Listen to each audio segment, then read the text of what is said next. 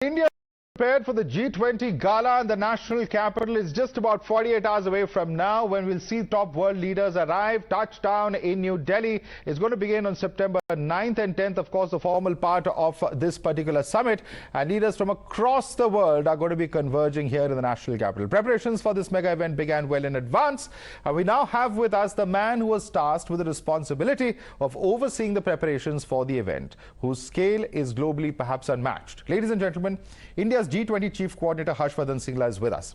Mr. Shringala, let me begin by asking you, sir, first and foremost, thank you for speaking to us, but you are the G20 Chief Coordinator. You've been a busy man in the build-up to this summit and will continue to be while it's on. Tell us about the scale and the magnitude of this event. How challenging a logistical task was this? Well, this has been the largest international event we have hosted in our history. This is the first time we've been president of the G20. So we also don't have any precedents. There's no copybook to go on. So from that perspective, I think it has been quite a challenging and daunting task to host a summit that has involved over 40 heads of state and government and heads of international organizations. And in the run-up to that summit, we've also had some 200 odd meetings with the G20 across our country. But the good thing here is that we started early. I think we started well before we took over our presidency. So the planning and preparation started years ago. And today, if we are confident, I think it is only because of the fact that it is a whole of government approach, a whole of nation approach, and that foresight, planning and preparation have been absolutely, begun well on time. Right. Also, Mr. Shringala, you've said that India's presidency of the G20 will be unique. How so, and how would our interventions differ from the G20 summits of the past? Well, for one, I think, we have taken the G20 right down to the grassroots level in India. The Prime Minister's vision has always been that the G20 should not be an event held only in the capital city. This should involve the length and breadth of our country in terms of participation. We are going to, by the end of our presidency, we will have hosted G20 meetings in 60 different cities of our country. Every state and union territory would have hosted at least one G20 meeting. And from that point of view, wherever we've taken the G20, the people of that state or that area have become stakeholders and partners in the G20 process. There's also been a Jan Bhagidari process, University Connect, G20 Model School, quiz competitions, essay competitions, painting competitions, festivals. All of this has enabled us to take, these mediums have enabled us to take the message of our G20 presidency right down to the grassroots level, making sure that every citizen today, in some ways, is associated with the G20. And as the Prime Minister mentioned the other day, he says at least 1.5 crore citizens of ours have been directly associated with the G20 in one form or the other. So you can imagine that in terms of the outreach, in terms of the democratization of the G20 process, I think this has been very, very unique. No other country has been able to take G20 to such an extent down to the grassroots level, to such diverse and different parts of our country. And I think that, again, is something that is very unique. Also, what is unique is our effort to, in substantive terms, promote, or take our model of human-centric development to the G20 and through the G20 to the rest of the world. Working for the global common good has been our philosophy under the theme of Vasudhaiva Kutumbakam. And through this theme, I think we have really popularized this new concept or a new global order which believes in helping others, in assisting others, especially the global south, in today's very difficult global era and global situation. And this is, of course, a finale of sorts, and this has been preceded by multiple other G20 ministerials, including in Jammu and Kashmir. What was the feedback that you received about the Srinagar leg of the G20? Because there are those who, in fact, didn't participate as well in the last minute. There were some who refused to, perhaps even for political reasons, refused to attend that particular event. Well, I can tell you that the Srinagar event was an extraordinary G20 meeting. It was very well attended. We had practically all our G20 partners. You had 5 different UN agencies. You had UN headquarters, World Tourism Organization, you had UNEP, You had 5 different UN agencies attending that meeting. From an organizational point of view, I think it was outstanding. In terms of response of the G20 members, it was outstanding. But what was most, I think, noticeable was the fact that the G20 was very well received by the people of Srinagar and the people of Jammu and Kashmir.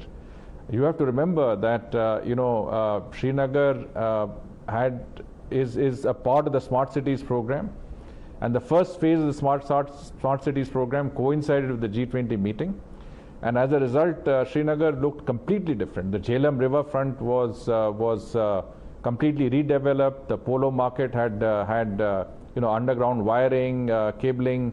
It was completely different place. The Dal Lake had been cleaned. The area was absolutely redeveloped. So for the people of Jammu and Kashmir to get hundreds of foreign delegations come to their union territory, for the people of Srinagar to see their city so different, was in many senses a game changer. I mean, it really brought home to those people that development can come, international attention can come if there is peace and stability and the conditions warrant it. And since then, as you've noticed, the Lieutenant Governor of J&K has said that tourism has shot up, both domestic and foreign tourist inflows into J&K as a result of the G20 meeting. So I would rate the G20 meeting in Srinagar as one of our most successful initiatives and efforts. Without a single hitch, a single incident, it was one of the smoothest and best meetings that we have had in one of the most beautiful scenic parts of our country, with full support and traction from the people of Jammu and Kashmir and the residents of Srinagar. Also, Mr. Shringala, be it the Bharat Mandapam or the G20 theme of Vasudhaiva Kutumbakam, there's a strong emphasis, or even the huge Nataraj statue that we see over there, there's a strong emphasis on the projection and also, at some level, a reiteration of our culture and our heritage. The most recent official communique also reflects the name Bharat, which is an example of this. What's the message that we're trying to send out through such projections and reiterations? Well, the hosting of such a major event is always transformational. And for many countries, it's a game changer in their developmental track.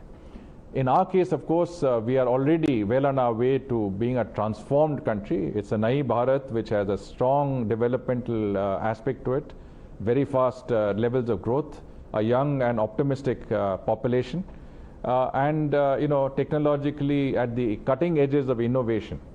So this is our effort, is to project our cultural heritage and diversity, to promote our tourism, and of course to be able to showcase our developmental initiatives, especially those involving technology like digital public infrastructure.